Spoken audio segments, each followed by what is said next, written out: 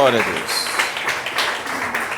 Senhor Deus, que a Tua graça se manifeste sobre cada um de nós. Toma este ambiente, este velho pregador, renova as suas forças.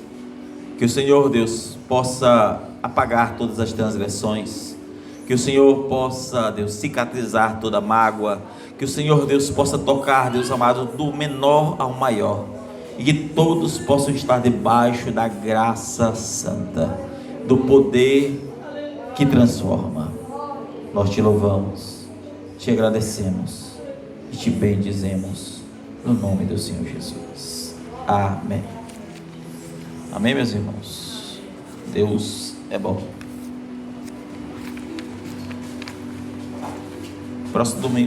Próximo domingo teremos culto de Santa Ceia. Próximo sábado, em Itapecuru, ceia. E hoje eu queria ler um texto bem simples de 1 Coríntios, capítulo 13.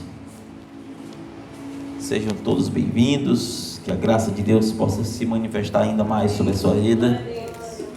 Nós vamos ler capítulo 13.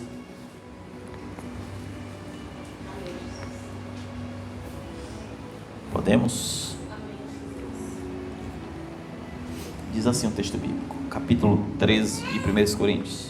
O tema desta noite é Suprema Graça, Supremo Amor. Amém? Louvado seja Deus. Ainda que eu falasse as línguas dos homens e dos anjos, e não tivesse amor, seria como um metal que soa, como um sino que tine. Ainda que eu tivesse o dom da profecia, e conhecesse todos os mistérios e todo o conhecimento, e ainda que tivesse toda a fé, observe que ele coloca até a fé aqui, de maneira tal que transportasse as montanhas, se não tivesse amor, nada seria. Ainda que distribuísse toda a minha fortuna para sustento dos pobres, e ainda que entregasse o meu corpo para ser queimado, e não tivesse amor, nada disso me aproveitaria. O amor é sofredor, é benigno. O amor não é invejoso. O amor não trata com leviandade, não se ensoberbece, não se porta com indecência, não busca os seus interesses, não se irrita, não suspeita mal, não folga com a injustiça, mas folga com a verdade. Tudo crê, tudo sofre, tudo espera, tudo suporta. O amor nunca falha, mas havendo profecias, serão aniquiladas. Havendo línguas, cessarão. Havendo conhecimento, desaparecerá. Porque em parte conhecemos, em parte profetizamos. Mas quando vier o que é perfeito, então o que é em parte será aniquilado. Quando eu era menino, falava como um menino, sentia como um menino, pensava como um menino, mas logo que cheguei a ser homem, acabei com as coisas de menino.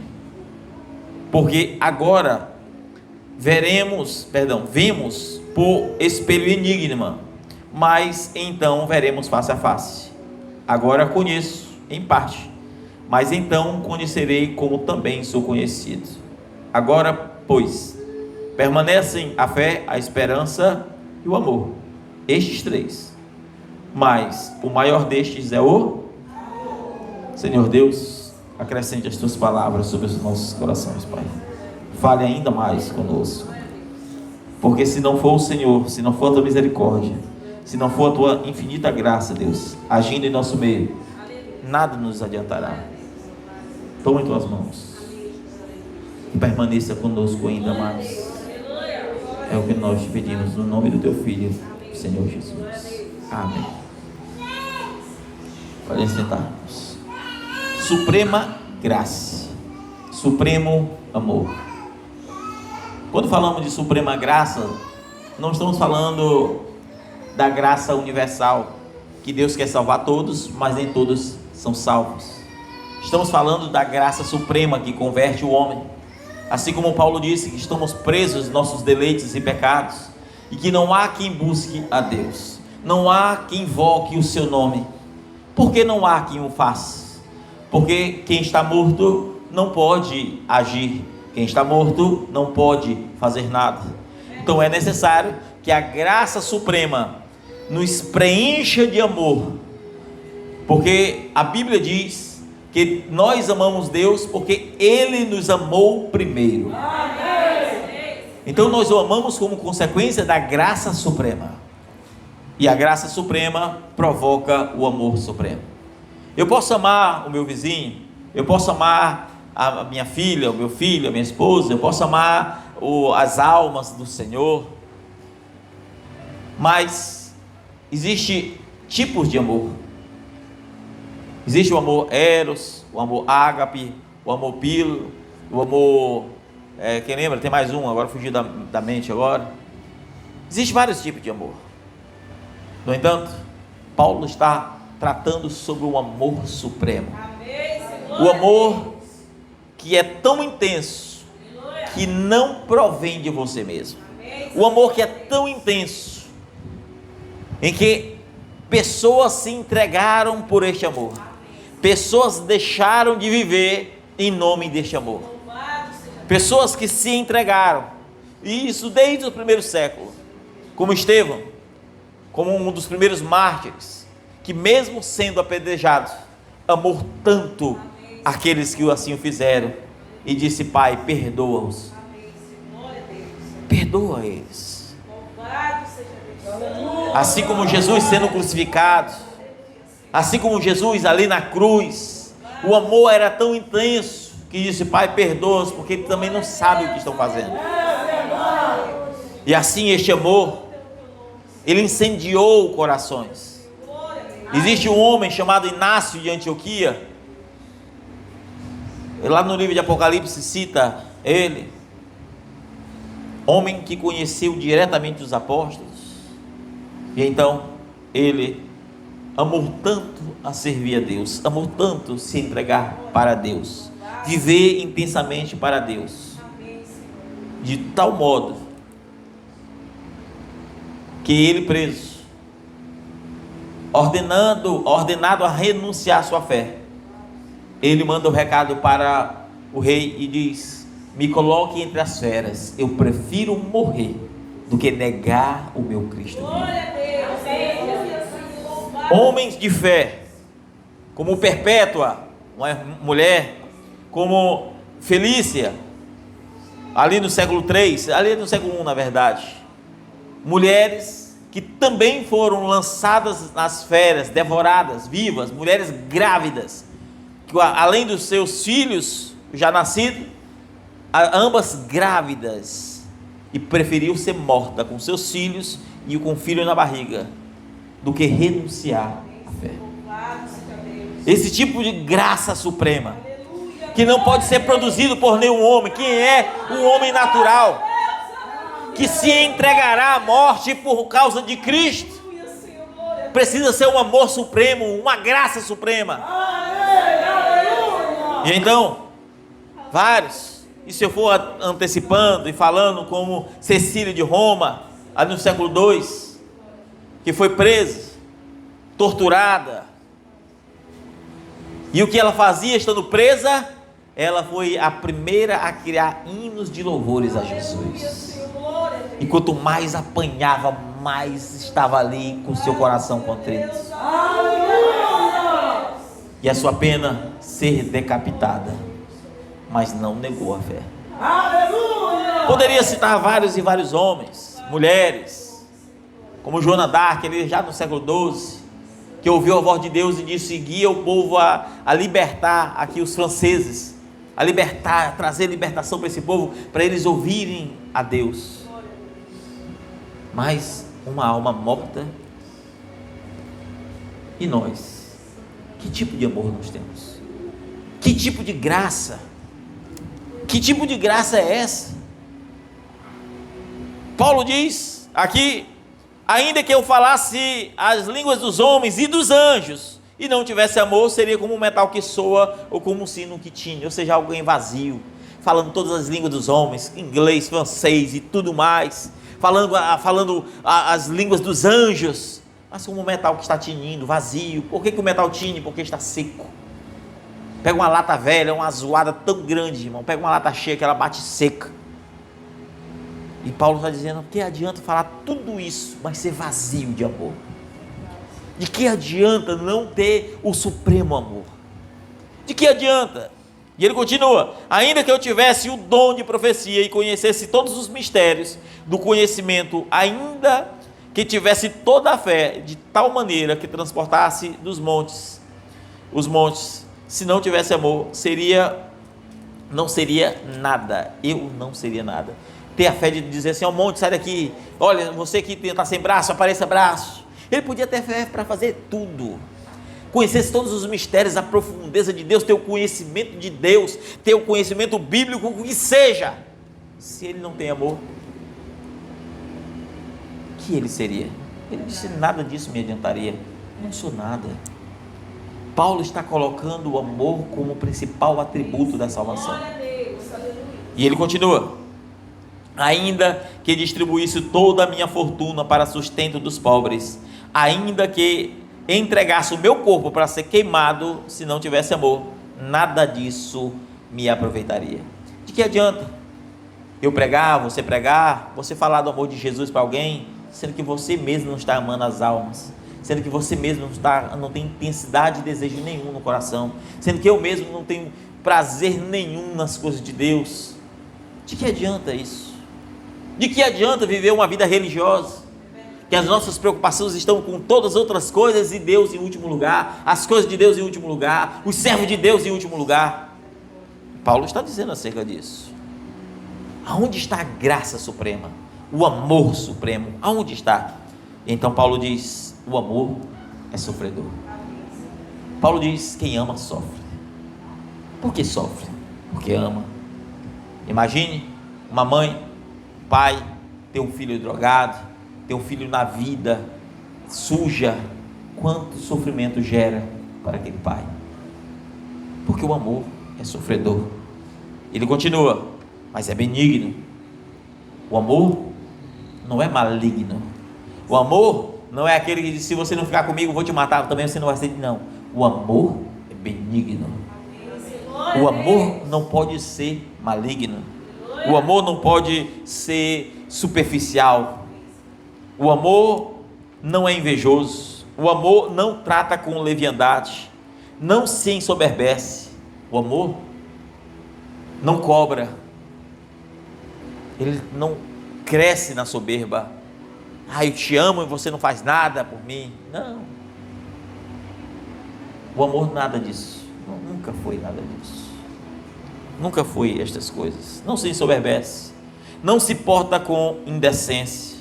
Quem ama não anda indecentemente. Quando eu falo indecentemente, estou falando de roupa, estou falando no trato, na maneira de viver, na maneira de falar, na maneira de agir.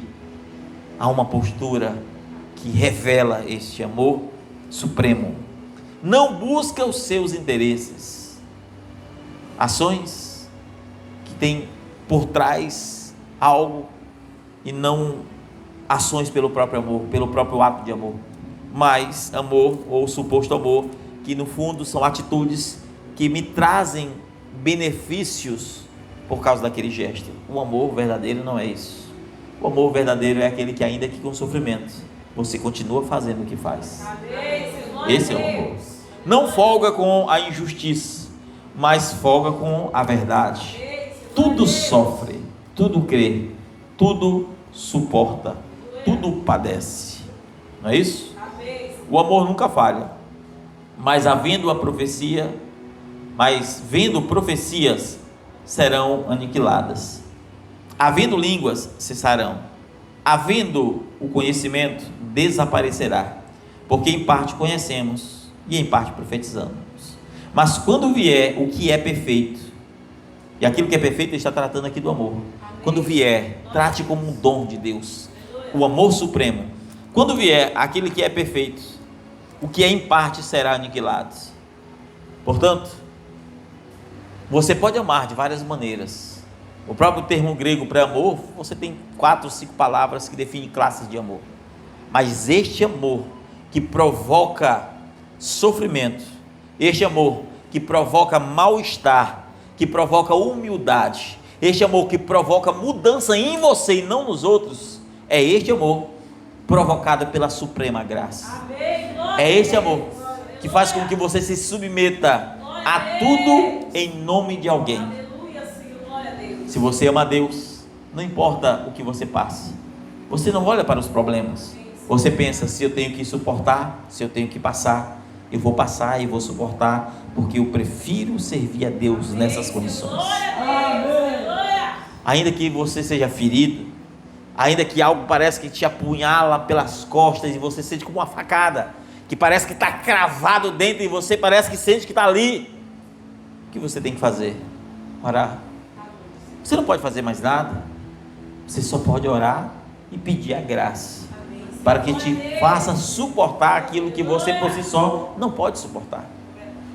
Suprema graça é a única coisa, irmãos, que podemos nos firmar. É a única coisa, irmãos, que os grandes homens e mulheres da história venceram, foi através deste amor tão intenso, que não pode ser produzido pelo coração do homem. Um nível de amor tão intenso, que não pode ser produzido pela simples vaidade. Porque ainda que eu pegue tudo que eu tenho, e pegue a minha casa, e pegue tudo que eu tenho, e dê aos pobres, isso não me adianta nada, porque não fiz por amor. Porque o que motiva e o que deve motivar o homem em suas ações é o amor. Quem ama cuida, quem ama zela, quem ama tem responsabilidade, quem ama não bota dificuldade com nada. É assim ou não é?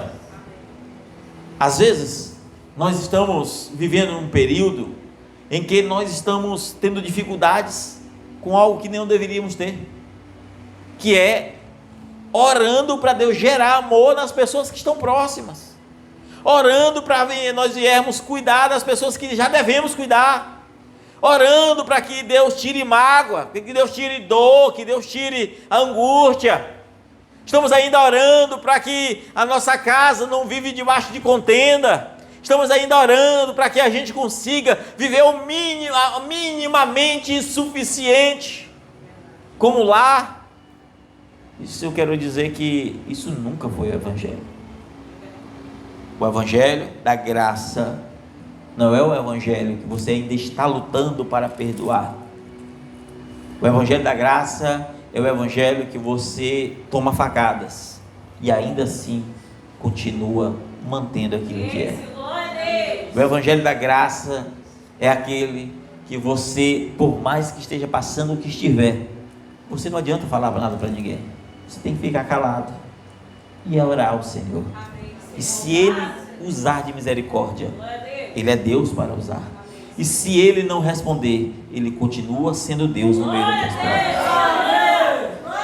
Porque Deus não é o meu Deus se resolver meus problemas. Deus é o meu Deus porque eu o sirvo.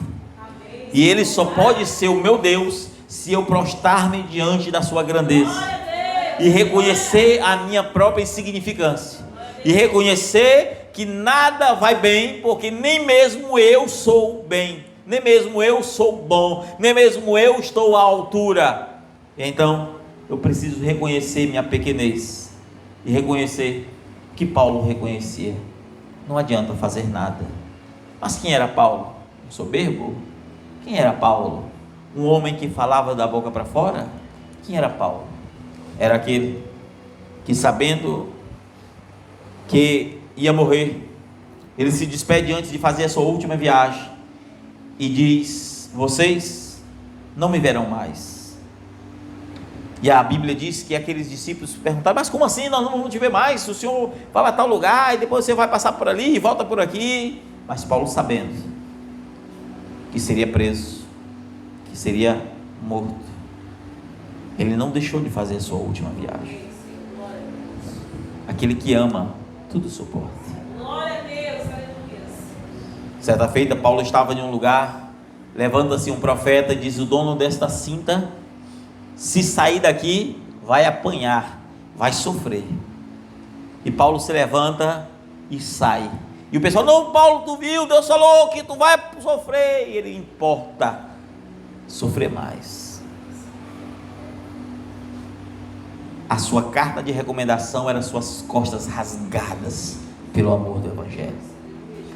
A sua carta de recomendação era um homem que se dedicou a viver para ajudar alguém de alguma forma. E quando Paulo estava preso, sabendo que não sairia dali, ele pede os seus livros e pede a Bíblia, pede os textos no Antigo Testamento. E então ele começa a meditar e ele escreve: encerrou a carreira, guardou a fé e agora a coroa da justiça o espera. O homem que sabia que ia morrer, o homem que foi preso, o homem que o barco afundou, o homem que foi apedrejado e se fingiu de morto por algumas vezes, este homem sabia que aquele era o seu fim. E ele poderia reclamar, mas assim como estava ele na prisão com Silas, louvando ao Senhor, neste dia ele estava só e ninguém ia visitá-lo. E Paulo relembra e disse: quando eu estive em tal lugar, ninguém foi me visitar. Paulo sabia o que era estar só. Paulo sabia o que era este amor em relação àqueles que pensam que amam. E aí Paulo, estando só, Paulo buscou ainda mais a face do Senhor. Amém, Senhor. Glória a Deus. Estes homens morreram pelo Evangelho. E nós, o que estamos fazendo?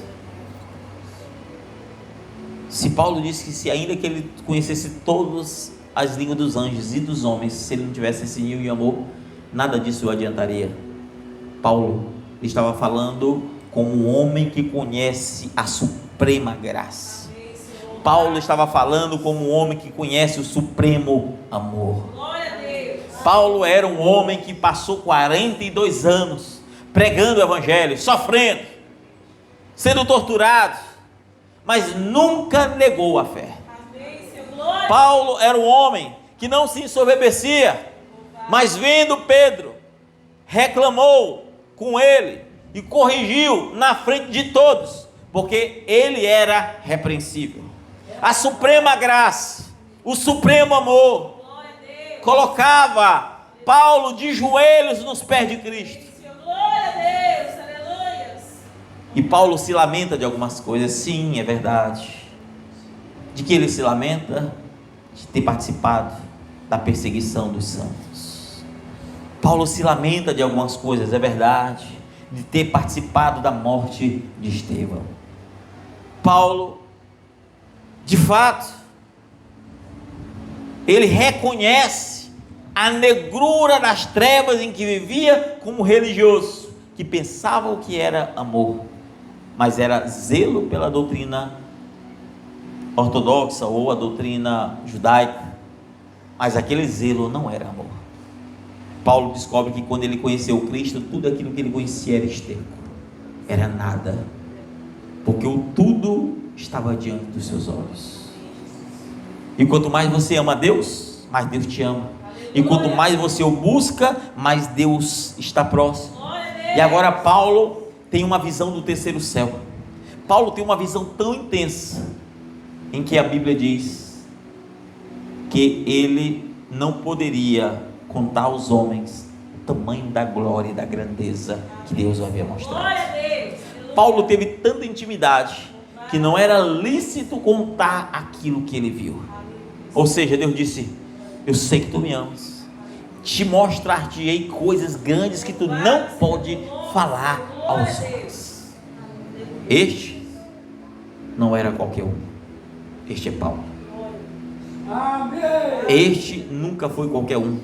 Era um homem que, mesmo aprendendo nos pés de Gamaliel e tendo todo o status de grande homem, some e perde seu status, fica 14 anos desconhecido, longe, sem seu nome rondar por aquela nação. E quando ele vem, ele já vem com toda a experiência com Deus. Um homem que precisou se esvaziar primeiro de si, para então ser cheio do Espírito. O que nós aprendemos com essa suprema graça? Que conversão é autoesvaziamento. Aprendemos que conversão genuína é se esvaziar de si, é se esvaziar, é levar a sério as coisas de Deus. E quando você se esvazia de si, você não tem seus próprios pensamentos. É para fazer isso? Então vamos fazer. É para ser assim? Então vamos ser assim.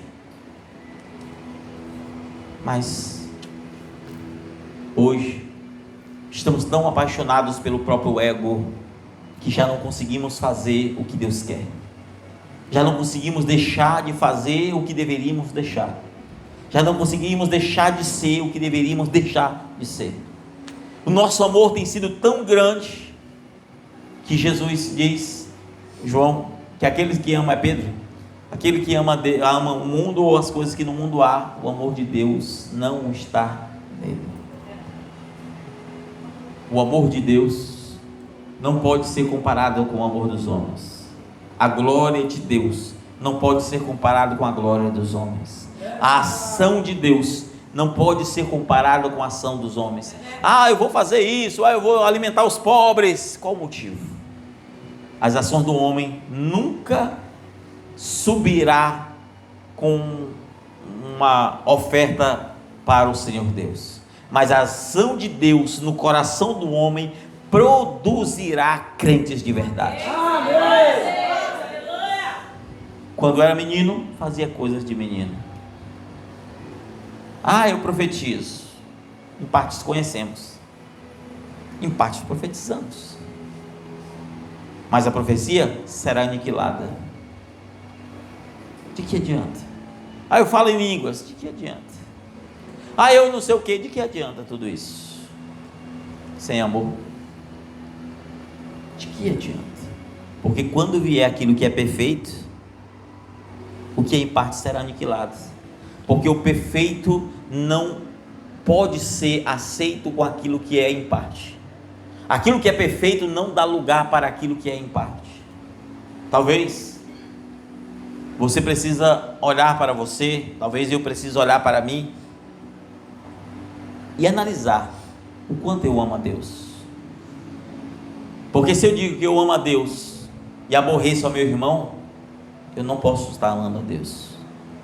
Se eu digo que eu amo a Deus, que eu nunca vi, mas eu não consigo amar meu próximo, eu não estou amando a Deus.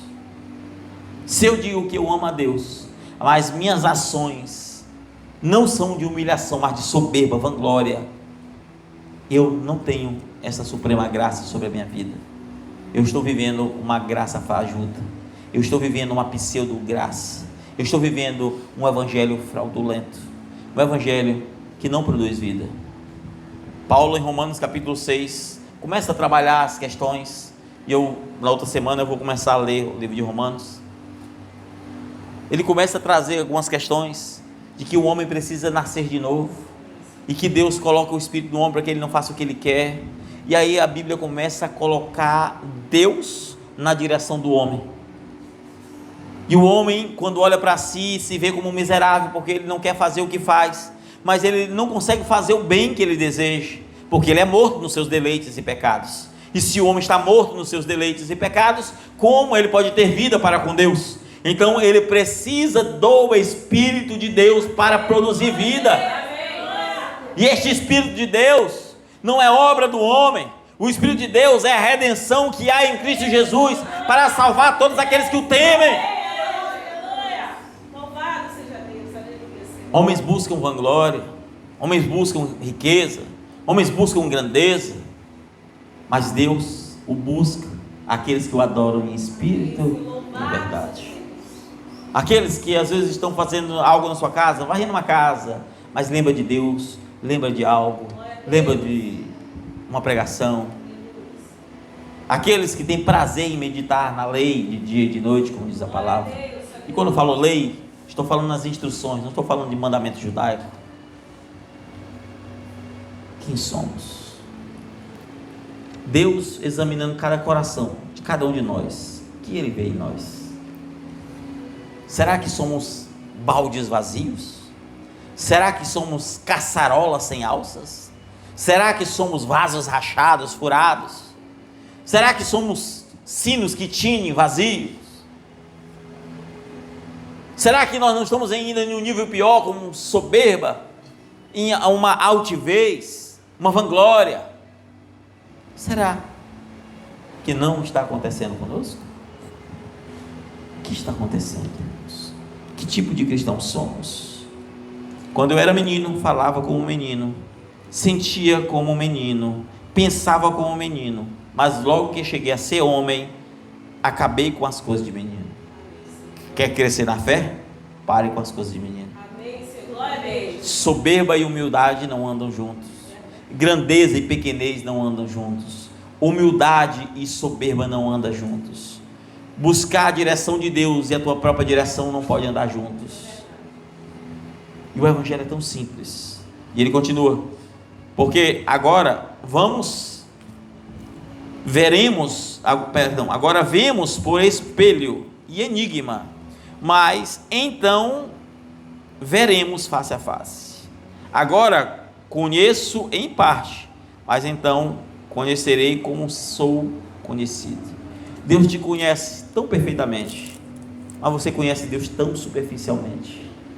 Deus te conhece em detalhes, de tal maneira que nem mesmo você se conhece. E além de você não se conhecer, você não conhece aquele que te conhece. Então, nós o conheceremos face a face. E quando nós descobrirmos a glória, a grandeza, nós teremos vergonha do que somos. Quanto mais conhecemos e conhecermos a Deus, na sua grandiosidade, na sua plenitude, no seu amor, mais vergonha teremos de ser o que somos. Por quê? Porque o Espírito de Deus, ele, irmãos, nos humilha. O Espírito de Deus, ele nos constrange. O Espírito de Deus, ele nos constrange de tal modo que você fica constrangido com o homem, a mulher maligna, o maligno que é. Ele constrange. E aí quando você começa a deixar as asas da carne subir, você não tem essa percepção. E quando você começa a deixar as asas do Espírito crescer, você começa a se perceber: que miserável homem sou. Quem me livrará dessa carne? Quem me livrará deste homem mau? E então, esta carne é a luta, é o nosso espinho da carne. Eu vou já encerrar. Essa luta é o nosso espinho da carne. Resista o espinho da carne. E se ele te esbofeteia, vá orar. Se você, no teu espinho da carne, ainda é humilhado, Satanás ainda te esbofeteia, faça como Paulo, para que o poder de Deus se aperfeiçoe nessa fraqueza. Glória a Deus. Amém. Porque se você ama a Deus, você se submeterá ainda debaixo de dor. Você chorará, lamentará, mas buscará a redenção. Mas quem não ama, poucas coisas acontecem e você desiste. Você já não busca, você já não clama, você já não tem sede. É necessário nascer de novo. Pastor, eu estou tantos anos na fé, eu não ando sentindo a presença de Deus, o que eu faço? Se esvazie primeiro. O esvaziar não é Deus que te esvazia, é você que tem que se esvaziar. É você que tem que se santificar. O que isso quer dizer? Separar. Se você não se separou para Ele, você não é dele. Se você não foi separado para Ele, como você é dele? Separe, se esvazie para que Ele te enche. Porque aquilo que é sagrado, aquilo que é belo, aquilo não pode ser jogado em qualquer coisa. Não pode. Não pode. Na minha casa, eu preciso comprar água. E então eu compro água. E eu tenho uma caixa d'água, agora rachou do chão. Mas eu tenho uma caixa. Então, se eu preciso comprar água, o que eu tenho que fazer? Está uma água suja. E aquela água está cheia de algo. Então, eu vou precisar derramar, lavar aquela caixa para colocar uma água nova. Porque aquela água foi paga por um grande preço. Ora, se você foi pago por um preço, necessariamente o selo precisa estar naquilo que foi comprado. Glória a Deus. Aleluia. É como Isaías, preso no meio da guerra, amarrado num toco, acorrentado. E Deus disse: Isaías, vai aparecer um parente teu, compra as terras lá dele. E aí você pega, coloca o pergaminho dentro do vaso, mas não coloca como os outros vasos que estão no chão. Coloca trepado, porque lá permanecerá por muitos anos. Aí do nada o texto bíblico volta para a guerra de novo. Mas que parece qualquer coisa. Não. Deus está dizendo que Deus nos comprou. Colocou o selo, o documento dentro do vaso. Este vaso somos nós. Este vaso que tem um selo não são esses que vivem na terra, conforme os hábitos humanos, mas vivem de uma maneira acima, para não pegar a umidade, para não estar na frieza do inverno. E o selo está lá. O vaso é alguma coisa? Não, mas o vaso está selado para guardar uma grande riqueza, que é o selo da compra daquilo que somos. E nós não fomos comprados com sangue de bode, nem de ovelhas, como diz o autor dos Hebreus. Nós fomos comprados com o sangue precioso de Jesus Cristo. E se fomos comprados com este sangue, então há um sumo sacerdote que está ali para nos perdoar, para nos dar vida. Mas nem todos querem vida. Estamos brincando muitas vezes e não buscamos ter vida. Não buscamos honrar a vida, não buscamos amar o nosso Criador. Nós buscamos, geralmente, entristecê-lo. Buscamos, geralmente, nos encher de nós mesmos e deixar derramar o azeite da vida. E então, você não derrama o azeite porque é um vaso rachado ou furado. Muitas vezes derramamos o azeite porque colocamos coisas dentro do vaso que já está cheio.